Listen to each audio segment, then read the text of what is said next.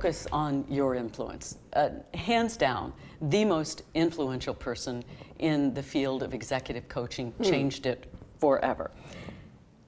Can you tell me 2 ways that you think, in your humble opinion, that you have shaped the future of executive coaching? First, I'll give you a little history. Okay. How did I get into this field? First, how did I get into leadership development at all?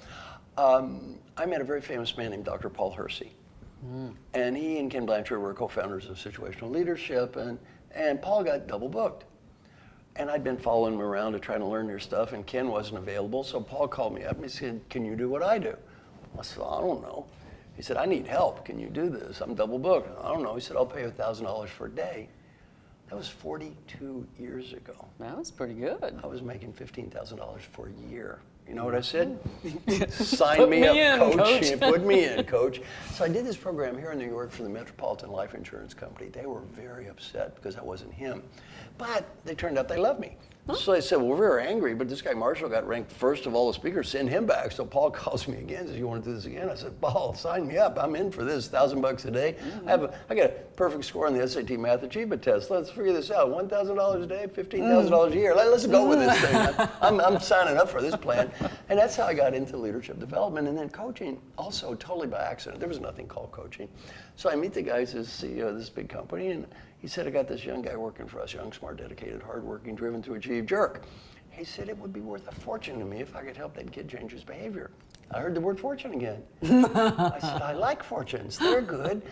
I could help. Maybe I could help him." He said, "I doubt it." And I came up with that. Maybe I can. He said, "Oh, I don't think so." Then came up with an idea. I said, "I'll work with the guy for a year.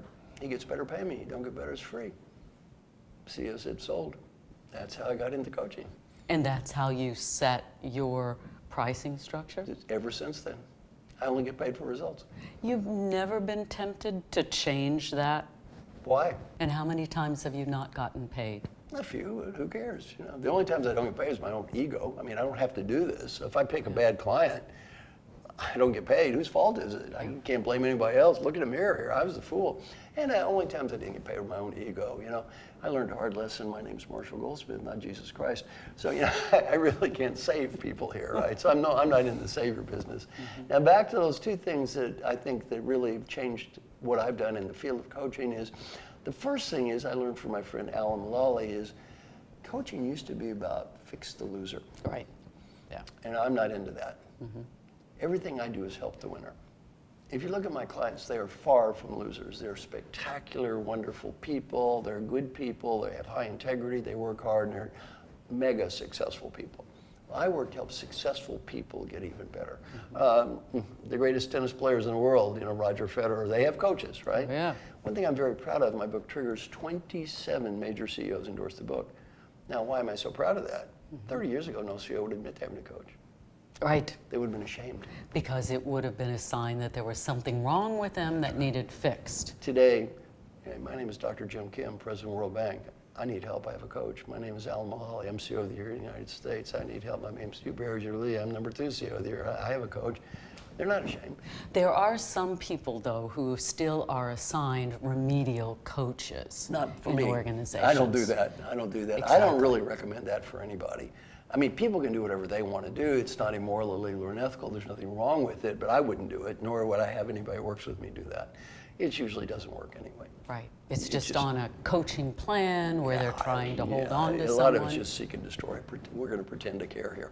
Yeah. And the second thing is, so my first contribution is really focused on helping successful leaders get better. And again, I have to thank Alan Mulally, my good friend, who was the CEO of Ford and Boeing Commercial Aircraft, for helping me understand how important that was. The second one is really focused on behavioral change. I actually measure positive long-term change in leadership behavior. I'm not an expert on strategy or the business side of the business or marketing or any of that stuff. I am a pioneer, though, in helping people change behavior. And in my coaching, obviously, since I don't get paid if they don't get better, I'm very focused on helping people get better, and they almost always do. So I'd say those are my 2 biggest contributions. Well, as I look at the future of influence, and I look at the influence that you have had over so many people, it warms my heart to know that great great things are ahead for us. Thank you for shaping the future. Thank you for helping to shape my life and the lives of so many people. Thank you so much. Thank you, Marshall. Thank you.